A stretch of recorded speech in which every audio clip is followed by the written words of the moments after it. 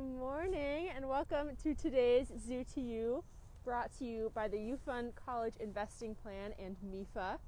This morning we are going to meet our mountain zebras, Khumalo and Khomas, who are coming down right now to get some hay. So we'll take a close-up look at them coming out this morning.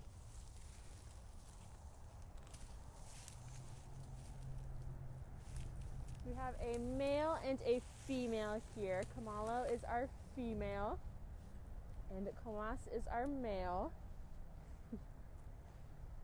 And our zookeepers put some hay out for them this morning that hopefully they'll munch on for breakfast. But it looks like someone might be feeling a little bit shy this morning.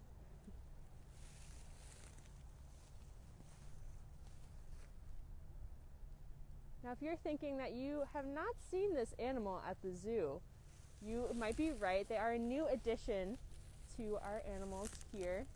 They came to us this year as a breeding pair from two other institutions, but they're both still pretty young. So our male, Khomas, he is 3 years old, and our female is 1.5 years old. So they're both on the younger side, so they have not had any offspring yet. But we're hoping in the future. So our male is the one who is munching away right now, and our female is just moving over to the right. The easiest way to tell the difference between them is that our female is a little bit smaller. She's just about 100 pounds smaller than our male.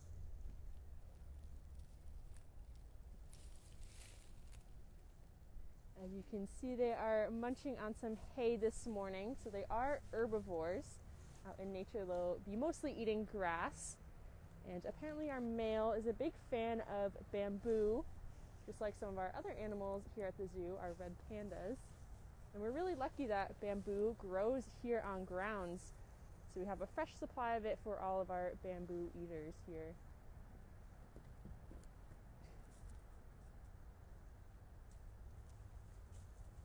So these mountain zebras, they're one of 3 species of zebra that you would find in Africa.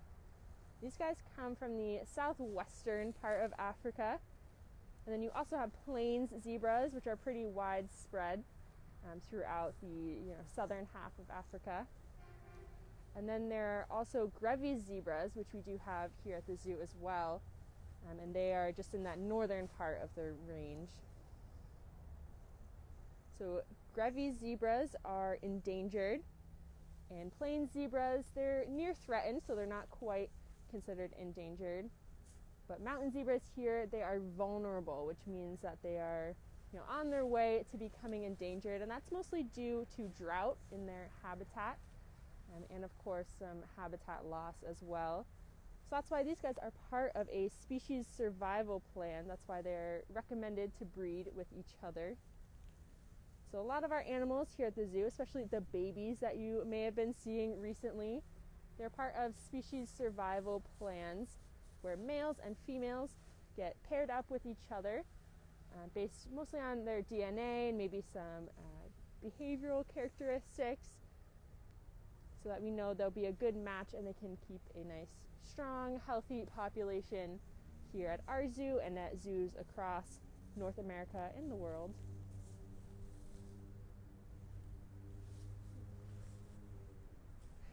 So it looks like they're just spending some time kind of exploring. What you see them doing now with their is kind of near each other. You may be able to hear them making some noises, but that's just kind of their way of kind of bonding with each other. Social grooming is pretty big with zebras and other kind of social species. So the plains zebras, or Grant's zebras, they are the more social of the zebra groups. And then you have the Grevy zebras that tend to be more solitary. And mountain zebras, like these, they're kind of in between. So they'll live in small groups, but not big herds like you might see the plains zebras doing. But they're showing off some of that social grooming this morning. Couple different people ask about the weather Mm-hmm. and how they are able to come out in the cold? Yeah, those are really good questions. A lot of our animals, especially the ones that come from warmer places like our zebras and our wildebeest, we tend to think that they would not do well in the cold. And if it's really cold, they definitely are not a huge fan of it. But they are pretty hardy, so they don't seem to mind the cold, especially today. You see them kind of moving around. They have some fur and some fat on their bodies to help keep them warm. But of course, if it's a really cold day, then we will give them access to their inside spaces so that they can stay nice and warm. And for animals that really don't like the cold, they're mostly in our tropical forest building where it is nice and toasty year-round. And we had a good question I thought someone was going to ask. Brian asked who was behind them when we could see their friends behind them just a minute ago. Ooh, our animal friends or our human friends? Animal friends. Well, I see their keeper, Kelsey, is up there. And we also have another type of zebra who is on his way to a different institution as part of a breeding program for him. And then we also have some wildebeest behind our zebras right now. So I believe our zebras and our wildebeest have been taking turns going onto the main exhibit, just until they get to know each other a little bit better, feel more comfortable with each other. So if you have some good eyes, you might be able to see those wildebeest in the back. They're another animal that you might think would not do very well in the cold, but they don't seem to mind it.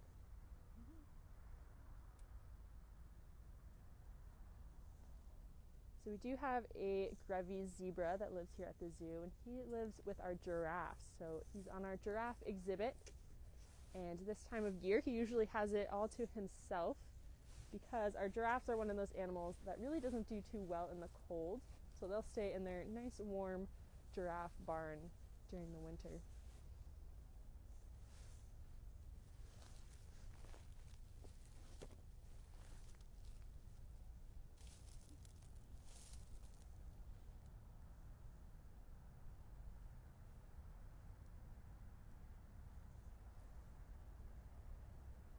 So one of the easiest ways to tell that a zebra is, of course, their beautiful stripes. And each different species of zebra, they'll have slightly different striping patterns. So that's a pretty easy way to tell them apart. And there's lots of theories as to why zebras have stripes. So a really popular one is that it helps them kind of confuse predators. So if there's a bunch of zebras and they're all running around, it can be hard for a predator to tell exactly which zebra is which with all those moving stripes. There's also a theory that it helps them camouflage in grasses out in the savanna. But if you're a mountain zebra, that might not be too helpful. And then there are theories that it helps regulate their temperature, so it can help keep them warm or help keep them cool because they have both the black fur and the white fur as well. But my favorite theory of all is that it helps protect them from flies, because if you are out in the savanna, there's going to be a lot of flies that are going to try to land on you.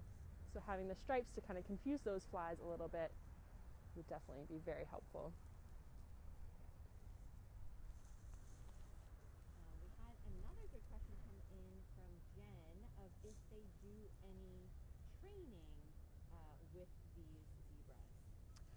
Ooh, so these two zebras are pretty new to us, so we haven't really done too much training with them.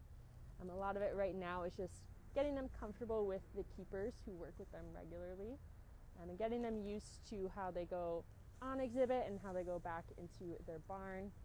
So that's pretty much the extent of their training right now. But with a lot of our animals, they do target training or station training where they go and they stand in a certain spot, which is very helpful to weigh animals.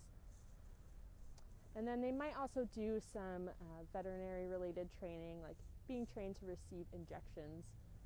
But these two right now, we're mostly just doing the relationship building and getting them comfortable with their keepers. It's a good question.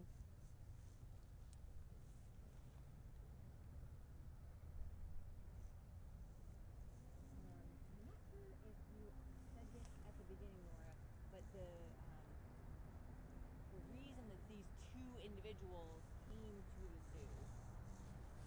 Yeah, so the reason that these two came to the zoo is because they were matched up as a breeding pair as part of their species survival plan.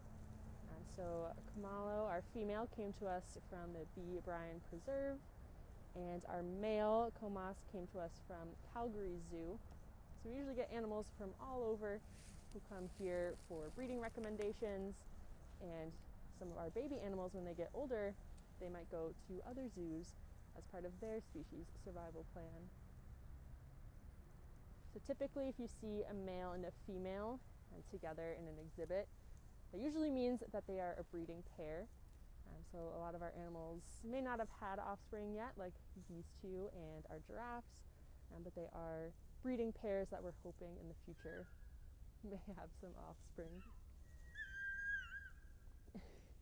So it may not be able to be picked up by the mic, but our female was making some noises there.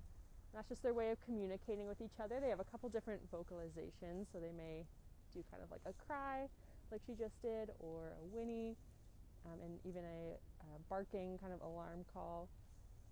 So they have a lot of different ways of communicating with each other.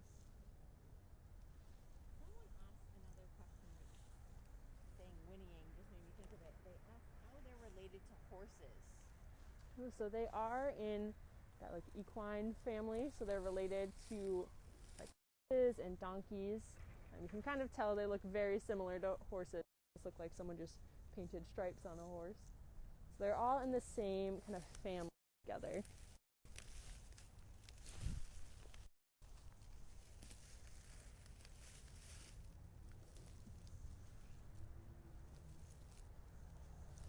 And it looks like Khumalo found a nice stick to play with. She'll probably bring it over somewhere and chew on it a little bit.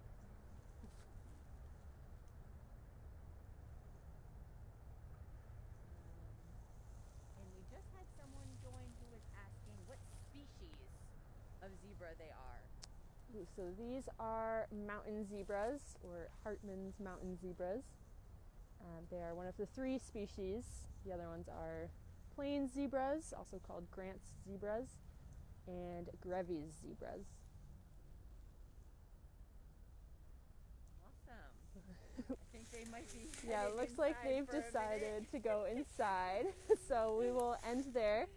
But thank you everyone for joining us and for meeting our mountain zebras this morning.